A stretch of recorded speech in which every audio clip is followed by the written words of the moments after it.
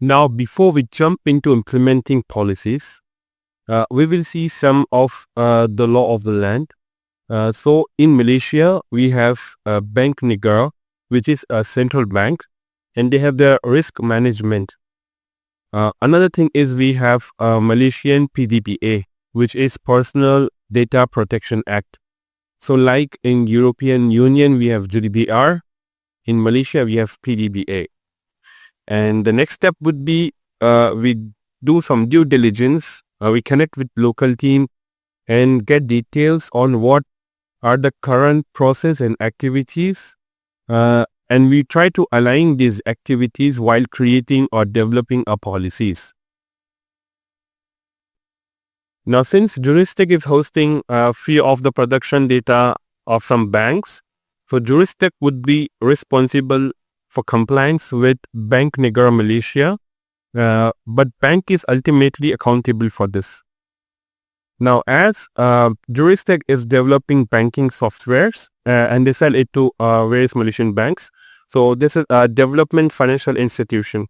So we have seen the applicability, why this is applicable. So in this document, S denotes mandatory. So if you see anything starting with S, this means you have to compulsorily be compliant with this. Okay. Now we start with governance. So under governance, we have responsibilities of board, which is board of directors. So they have the responsibilities to establish and approve the technology risk appetite, the strategic cybersecurity plans, and oversee the implementation of risk management framework. So this is for board of directors. For senior management, they translate the risk management framework into CRF. So all the details you can see it here. Okay. So I have taken it from here only. So these are the controls. It starts with S. So we have to be compliant to make for this. Okay. Now you can see there are multiple controls for this risk management framework. There is responsibilities for CISO as well. So financial institution must designate a CISO, and these are the responsibilities of CISO. So this all comes under governance. Now, while we are developing policies, we have roles and responsibilities section. So our governance policy for SOC2 should be in line with Bank Negara risk management.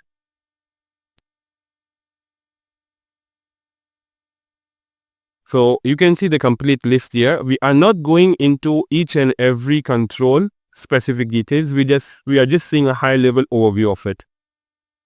Now the control number 9 is technology risk management. So we have this requirement. A financial institution must ensure that the risk management framework is an integral part of the enterprise risk management.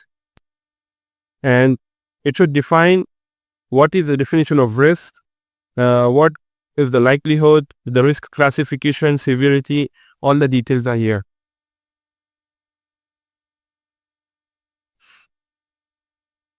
Now, while developing risk management policy for SOC2, our SOC2 policy should be in line with these controls.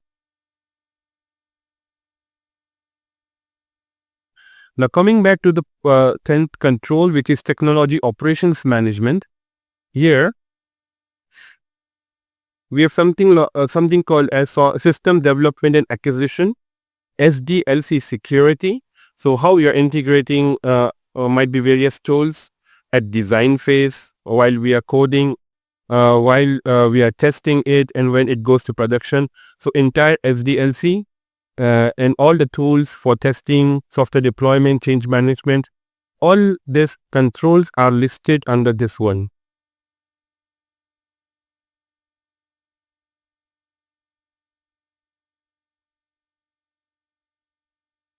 Now, for cryptography, under SOC2 we have something called as encryption policy.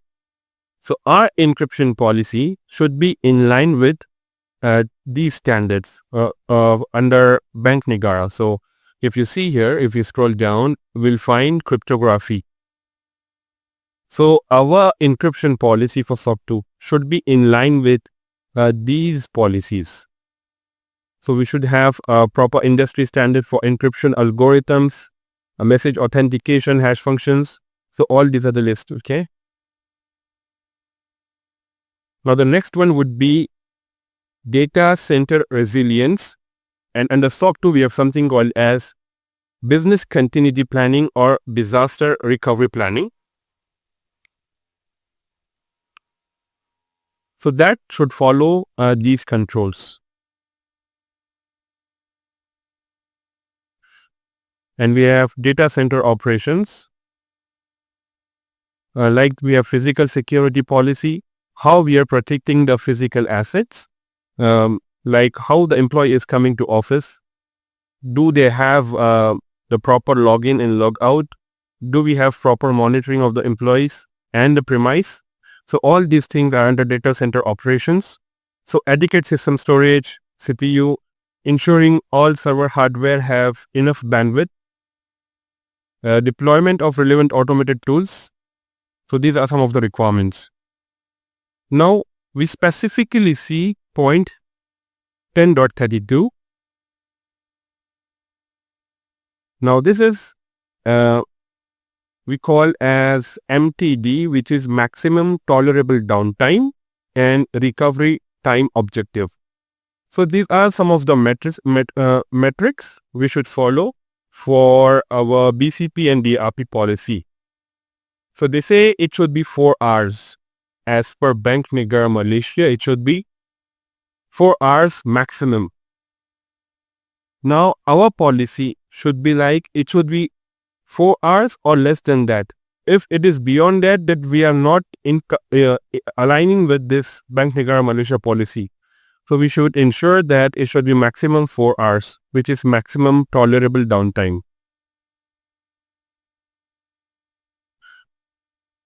This is maximum tolerable downtime of 120 minutes per incident, and this is RTO of 4 hours. And similarly, we have for network resilience. The network should be reliable, scalable. There should be no single point of failure, and we should have proper monitoring of network. So this is network resilience. Now under SOC 2 for network resilience, we have something called as network security policy. So our network security policy should be in line with these controls. Now we have third party service provider management. So under SOC 2 we have something called as vendor management or supplier management. All our controls or policies what we are defining there should be in line with this one.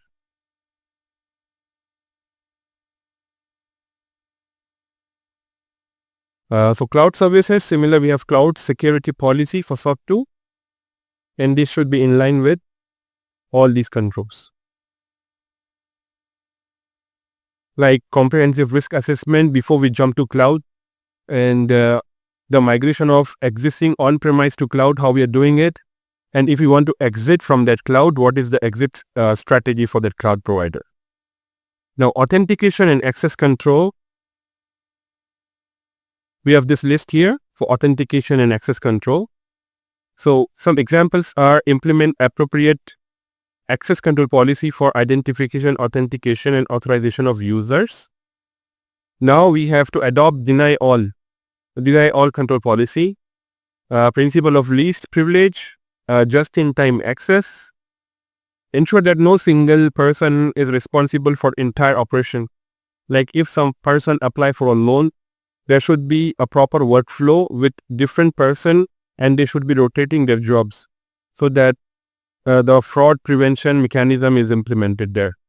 So we have dual control functions which require 2 or more persons to execute an activity. So similarly for authentication, we have multi-factor authentication enabled and user access monitoring also enabled. So these are some of the lists. Now this should be in line with our authentication and access control for SOC 2. The next one is end of life system management and vulnerability patching. So under SOC 2 we have something called as vulnerability and patch management policy. So this policy should be in line with these controls.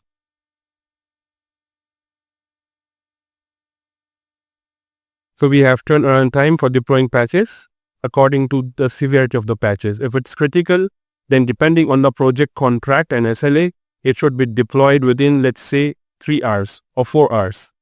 So similarly, we have to follow this patch management and end-of-life system management. Now for security of digital services or SDLC, ensure proper authentication and authorization. If there is some DOS attack, it should be highly available, sufficient audit trails. And the last one is here, apply stronger security controls. So if a person doing transaction above 10,000 ringgits, so we have a stronger and strict control for that, like multi-factor authentication and OTP. If you see here, there are some requirements under secure detail.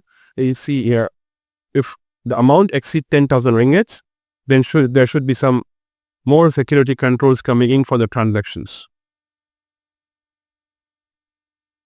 Now for cybersecurity operations or SOC, we have these requirements.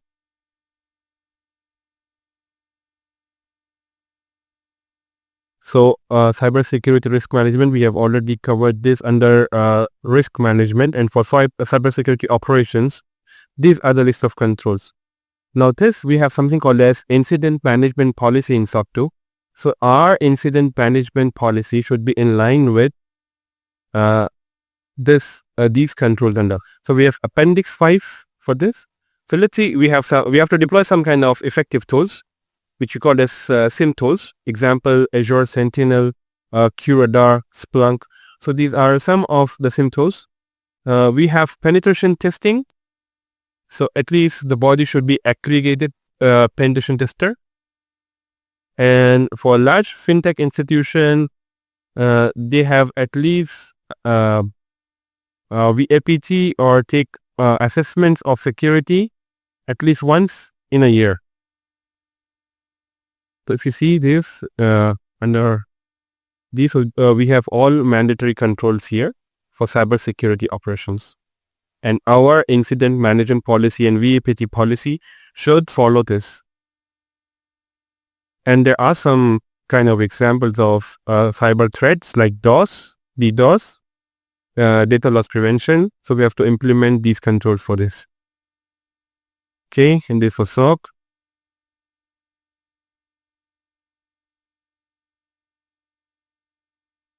For cyber response and recovery, we have our incident management policy in the SOC 2 for SOC 2, it should be in line with these controls.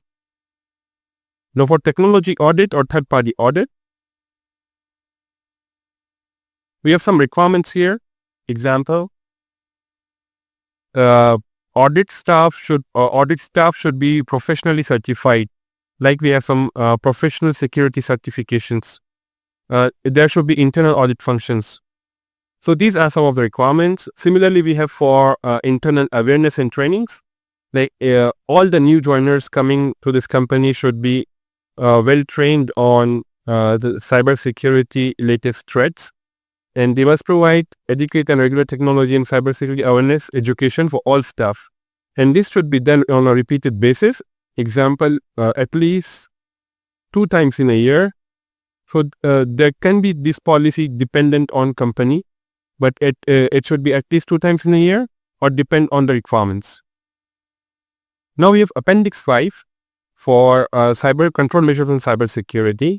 So let's say for network security, they should have intrusion prevention system. They should have a VPN, HTTPS. It should be configured on highly available mode, and synchronize and protect the network time protocol against tampering of the data. So these are some of the Appendix 5 Appendix 5 Technology Controls. Now this is the complete document for Bank Negara Malaysia. So our SOC 2 policy is what we are defining here. It should be in line with the local laws.